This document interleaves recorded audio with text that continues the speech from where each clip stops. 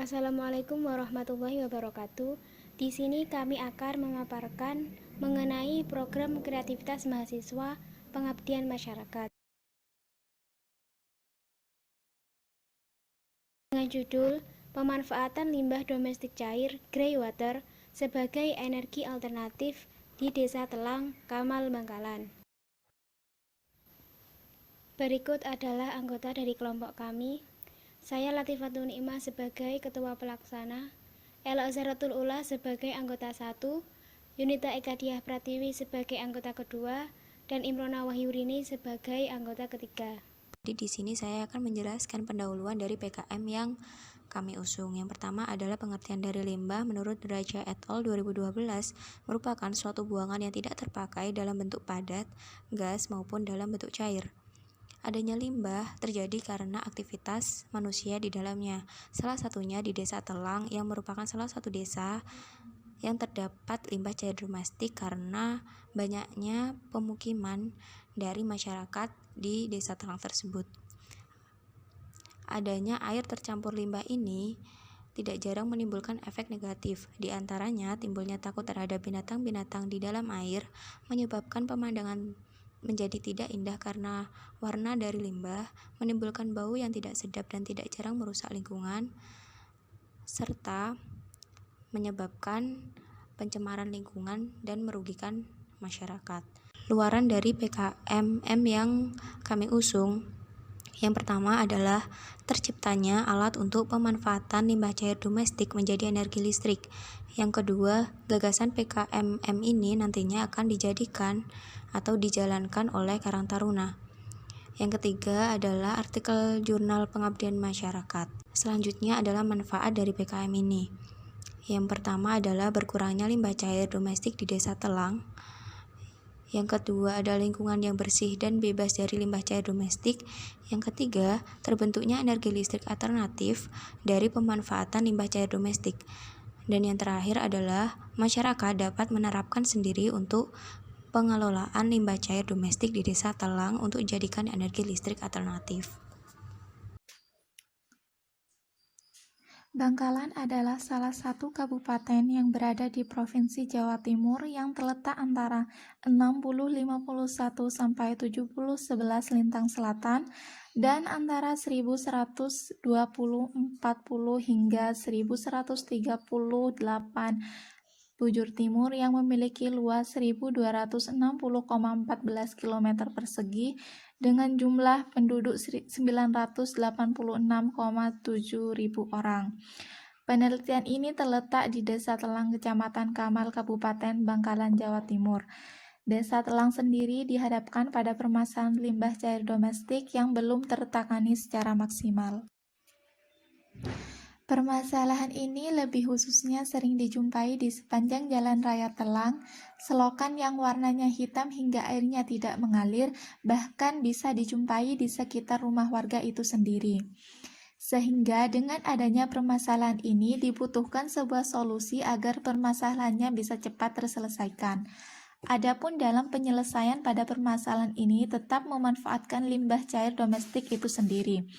Sehingga dengan adanya limbah ini dapat ditransformasikan dalam bentuk energi alternatif dengan menerapkan ilmu kimia yakni sel volta. Bab 3 Metode Pelaksanaan. Metode pengembangan yang akan dilakukan berupa rangkaian tahapan yang tersusun secara sistematis, yaitu yang pertama penetapan daerah sasaran, yang kedua izin pelaksanaan, yang ketiga sosialisasi pengenalan, keempat pengumpulan bahan dan alat, yang kelima pelaksanaan program dan pelatihan, yang keenam sosialisasi program, dan yang terakhir monitoring atau pemantauan. Kegiatan sosialisasi pengenalan sampai dengan sosialisasi program dilakukan 2 kali.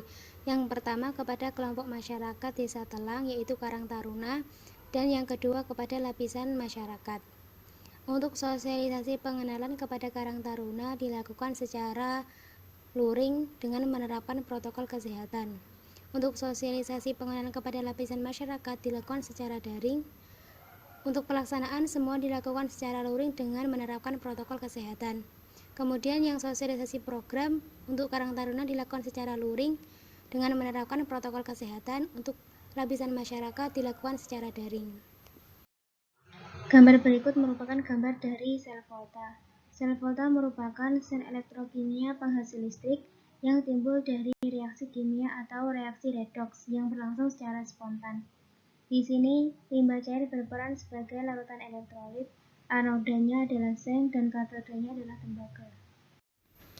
Gambar berikut adalah rangkaian dari sel volta disusun secara seri, 3 buah. Setelah semua rangkaian disambungkan, maka akan terjadi reaksi redoks atau reduksi dan oksidasi.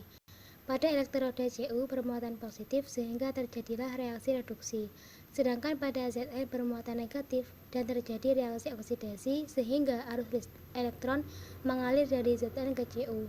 Reaksi reduksi dan oksidasi akan terus berlangsung secara terus-menerus sehingga menimbulkan perbedaan potensial di setiap ujung elektroda dan menimbulkan arus listrik.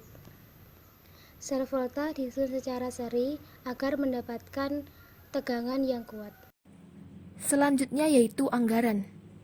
Yang pertama yaitu peralatan.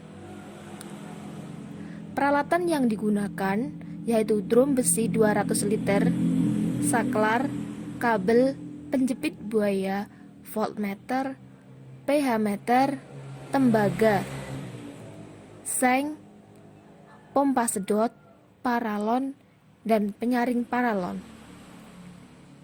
Anggaran biaya selanjutnya yaitu bahan-bahan yang dipakai. Untuk bahan-bahan yang dipakai yaitu limbah cair domestik, print materi pelatihan, snack, air mineral, dan banner ukuran 470 dikali 180 cm. Anggaran yang ketiga yaitu anggaran perjalanan atau transportasi. Yang pertama yaitu survei lokasi, kemudian untuk perjalanan sosialisasi dan pelatihan, kemudian perjalanan pemateri sosialisasi dan pelatihan, dan ditambah biaya lain-lain. Total anggaran yang dibutuhkan yaitu 7.793.000. Sekian presentasi dari kami. Atas kurang lebihnya, mohon maaf yang sebesar-besarnya. Wassalamualaikum warahmatullahi wabarakatuh.